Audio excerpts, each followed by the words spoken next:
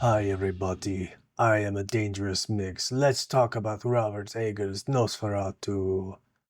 The man wanted to make this film for some time. He saw it when he was about 8 or 9, and he's really wanted to make something out of this for like at least the past decade or so. So let's talk about it. I loved what I was seeing for this from the trailers, and the cast lineup was top notch. I also really appreciate that they shied away from showing Orlok's look prior to the theatrical release. Now, given that, I really did enjoy the original Nosferatu from 1922 and many other vampire films, like Bram Stoker's from Francis Ford Coppola.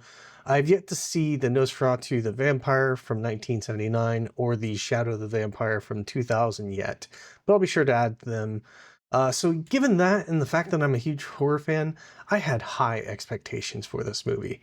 This was set in Germany, 1838. It's a story where a creature seeks out a woman that he believes to be his, and a man that is willing to fight and save his love and defeat evil. All the while, the true protagonist knows what needs to be done, no matter the cost. The original is an interpretation of Bram Stoker's novel, Dracula, which his wife did not like, and she won the case, so it was ordered to be destroyed, but somehow it survived throughout the years, and I'm very happy it did. Max Schreck's look in this, no, not that one, this one, is so iconic and still creeps people out to this day. I mean, look at him.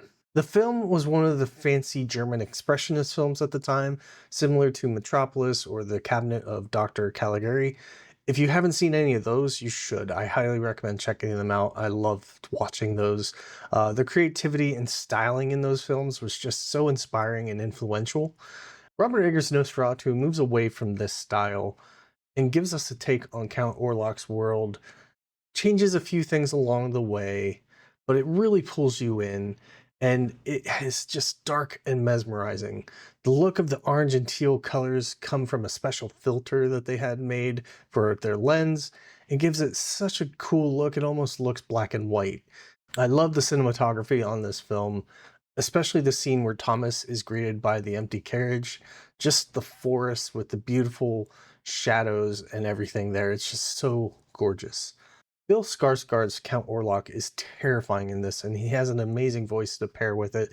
Nicholas Hoult, Aaron Taylor Johnson, Willem Dafoe, and Emma Corrin are great in this, but Lily Rose Depp carries this film for me. She was simply phenomenal at it, and the way she contorts her face and body really adds to the disturbing nature of this film. I can't really compare this to much else beyond Eggers' previous work and the original film, which I liked all his stuff, and the original Nosferatu is great.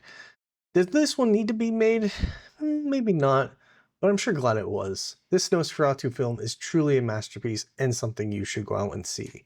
There are really only like 2 to 3 things that I would change. One is the pacing, and the other things I will get to in the spoilers, which I will talk about right now. So I don't really have too many spoilers for this, but Orlok's mustache, I don't know if he was offering mustache rides or not, but that, it didn't grow on me. Maybe it will over time, but it's not my Nosferatu. Get it off his face. Also, the gypsies and the girl naked on the horse with the other vampire, like, that was just weird. It had me reflecting on the movie negatively initially when I got out of it, and maybe that will change. And I understand, like, there's been other things talking about what that's about, and I understand why it's there, but it definitely wasn't something I enjoyed on my first watch of this movie. And I kind of wish it would have just been Thomas waking up, they're gone with the horse, and explaining maybe to avoid the castle, all that jazz. So yeah, those are my thoughts on Nosferatu from Robert Eggers. Let me know what you thought in the comments below, and have a good one. Bye for now.